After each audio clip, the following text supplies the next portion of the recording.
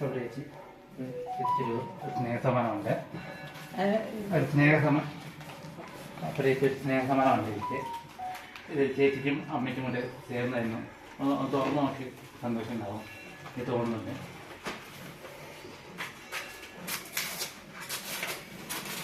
അച്ഛനൊക്കെ മരിച്ചിട്ടിരിക്കുമ്പോ എന്ത് സ്നേഹസമ്മാനമായിട്ടാ മക്കൾ വന്നേക്കുന്നത്.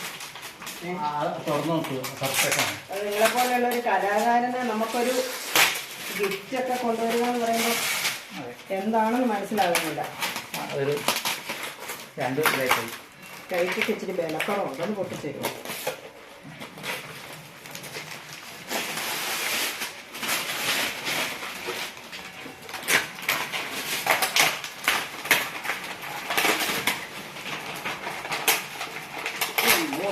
ഭയങ്കര പെണ്ണുങ്ങളുടെ മനസ്സ് ഇതുപോലെ ശക്തമാകണമെന്ന് അല്ലേ?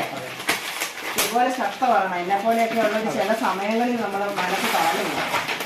അമ്പോ, ഇതൊരു കൊല്ലത്തുള്ള സാറാണ്, അജി എന്ന് പറയുന്നത്. ആ സാർ വരച്ചൊരു പടമാണ്.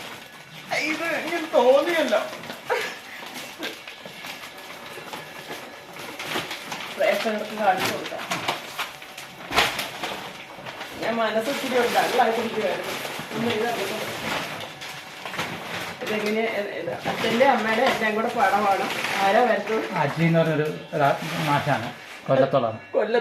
അജിമാഷിന് ഒത്തിരി നന്ദിയുണ്ട്. കാരണം ഇങ്ങനെ ഒരു എന്താ പറയാ, സ്വന്തങ്ങളും ബന്ധങ്ങളും ഒക്കെ നമ്മളെ ഭ്രഷ്ട് കൽപ്പിച്ചും തള്ളിപ്പറയിപ്പിക്കുന്ന ഇന്നത്തെ കാലഘട്ടത്തിൽ ഇതുപോലെയുള്ള കലാകാരൻ അത് അത്രയും ദൂരത്തുനിന്ന് വന്നാ ഇവര്. അമ്മ അഡ്വക്കേറ്റ് ആണ്, പേര് പറയാമേ? ഗീത സരസ് അഡ്വക്കേറ്റ് ആണ്. ഇരവി സരസ് പിന്നെ കലാകാരനാണ്, ഇത് ഡയറക്ടറാണ്, എഴുത്തുകാരനാണ്. അങ്ങനെ കുറെ കാര്യങ്ങളുണ്ട്. അമ്മയുടെ എന്റെ അച്ഛന്റെയും ഫോട്ടോ.